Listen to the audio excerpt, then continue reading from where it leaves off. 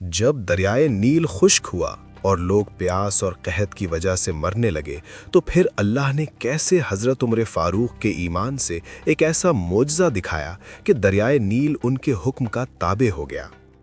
یہ اس وقت کی بات ہے جب حضرت عمر فاروق رضی اللہ عنہ کے زمانے میں جب حضرت عمر بن عاص نے مصر فتح کیا تو وہاں کے لوگوں نے ایک پرانی اور ظالمانہ رسم کے بارے میں بتایا۔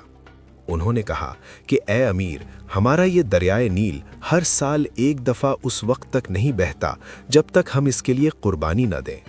انہوں نے بتایا کہ ہم ہر سال ایک خوبصورت کماری لڑکی کو چنتے ہیں، اسے اچھے کپڑے اور زیورات پہناتے ہیں اور پھر زندہ دریا میں پھینک دیتے ہیں تاکہ دریا میں پانی آئے اور کھیت سیراب ہوں۔ حضرت عمر بن عاص نے یہ سن کر سختی سے منع کر دیا اور فرمایا کہ اسلام میں ایسی جاہلانہ رسومات کی کوئی گنجائش نہیں، اسلام تو ان تمام رسومات کو مٹانے آیا ہے۔ چنانچہ اس سال وہ رسم نہیں کی گئی، لیکن پھر دریائے نیل کا پانی کم ہوتا گیا، یہاں تک کہ بالکل خشک ہو گیا۔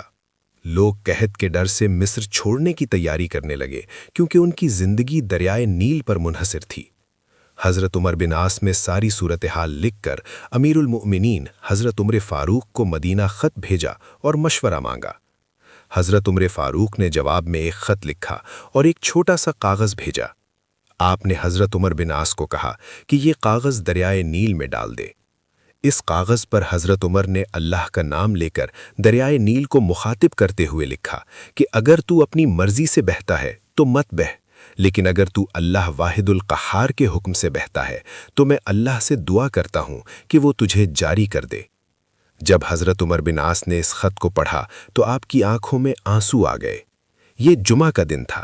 نماز جمعہ کے بعد لوگوں کو جمع کیا گیا اور بتایا گیا کہ امیر المؤمنین نے کیا پیغام بھیجا ہے۔ پھر حضرت عمر بن عاص نے خود وہ خط دریائے نیل میں ڈالا۔ اگلی صبح جب لوگ اٹھے تو حیران کن نظارہ دیکھا۔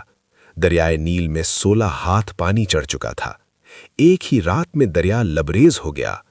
پانی کناروں سے ٹکرا رہا تھا اور زمین سیراب ہو رہی تھی، اور اس معجزے سے مثل کے بہت سے لوگوں نے اسلام قبول کر لیا۔